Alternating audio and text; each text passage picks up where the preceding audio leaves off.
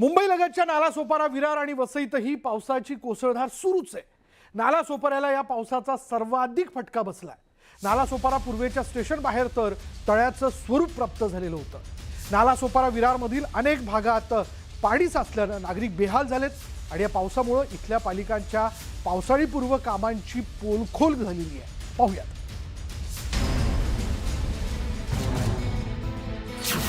विरार नालासोपाऱ्यात पावसाचा कहर। रस्त्यांना आलं नद्यांचं स्वरूप। नागरिकांचे प्रचंड हाल। पालघर जिल्ह्यातील वसई, नालासोपारा आणि विरार या पट्ट्याला पावसानं झोडपून काढलंय। या पावसाचा सर्वात मोठा फटका नालासोपाऱ्याला बसलाय। नालासोपारा पूर्वेच्या स्टेशन परिसरात पाणीच पाणी झालंय। यामुळे नालासोपारा स्टेशनकडे जाणाऱ्या रस्त्यावर प्रवाशांना मनस्ताप सहन करावा लागतो। नालासोपारा स्टेशन रोड परिसराकडे जाणाऱ्या रस्त्यांना नद्यांचं स्वरूप आलंय। आपल्याला या ठिकाणी संपूर्ण परिसर आहे हा पाण्याखाली गेलेला आहे। मी आता जवळजवळ कंबरभर पाण्यामध्ये आहे आणि या कंबरभर पाण्यातून आपल्याला जर रेल्वे स्टेशन गाठायचं असेल तर आपण पाहू शकता, या रेल्वेच्या ट्रॅककडे जायचं असेल तर आपल्याला कंबरभर पाण्यातून गेल्याशिवाय पर्याय नाही। आणि संपूर्ण जर नालासोपाऱ्याचा जो परिसर आहे तो संपूर्ण पाण्याखाली गेलेला आहे। कंबरभर पाणी सगळीकडे झालेलं आहे। मुसळधार पावसामुळे नालासोपारा स्टेशन परिसरातील अनेक घरांमध्ये पाणी शिरलंय। त्यामुळे नागरिकांना मनस्तापाला सामोरं जावं लागलं। पालिकेने योग्य पद्धतीने नालेसफाई केली नसल्याचा फटका बसत असल्याची तक्रार नागरिकांनी मांडली आहे। पाणी साचण्याच्या या समस्येबाबत नागरिकांनी संताप व्यक्त केलाय।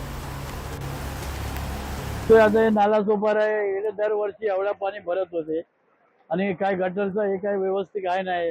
दरवर्षी एवढ्याच पाणी भरते आणि लोकांना लय त्रास होते। एवढं माझं म्हणणं आहे। तर सरकारला हे मी म्हणतो याचं काय कार्य करा आणि लोकांना लय त्रास होते। मैं 2011 से यहाँ पे रह रहा हूँ।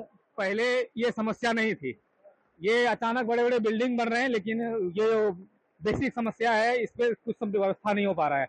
इतना पानी तो पहले नहीं भरता था, अभी क्यों भर रहा है? एक साइड पूरा पानी सिर्फ एक साइड की गटर से बहता है, दूसरी साइड का गटर पूरा ब्लॉक किया हुआ है।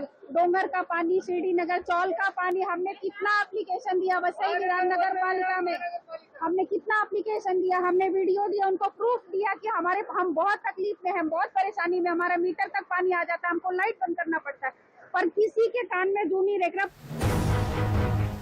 वसई विरार परिसरात मुसळधार पावसाने जनजीवन विस्कळीत झालंय। वसई विरारच्या अनेक भागांमध्ये पाणी साचलंय। अचोळे रोड, तुळिंज रोड, सेंट्रल पार्क, बोळींसह अनेक भागातील सोसायट्यांमध्ये पावसाचं पाणी शिरलंय। अनेक वाहनं पाण्यात अडकलेली असून नागरिकांना मोठा फटका बसतोय। अनेक ठिकाणी पाणी साचल्यामुळे स्थानिकांना आता वाहतुकीसाठी मोठ्या अडचणींचा सामना करावा लागतोय।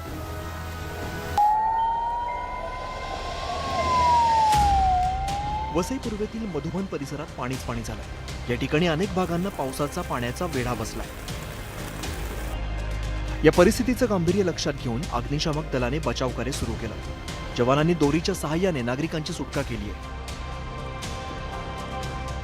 ठाणे जिल्ह्याच्या भिवंडीमध्ये मुसळधार पाऊस सुरू आहे। त्यामुळे बाजारातील सखल भागात गुडघाभर पाणी साचलंय। त्याचबरोबर छत्रपती संभाजी महाराज चौकातही पाणी साचल्यामुळे नागरिकांना पाण्यातून वाट काढावी लागते।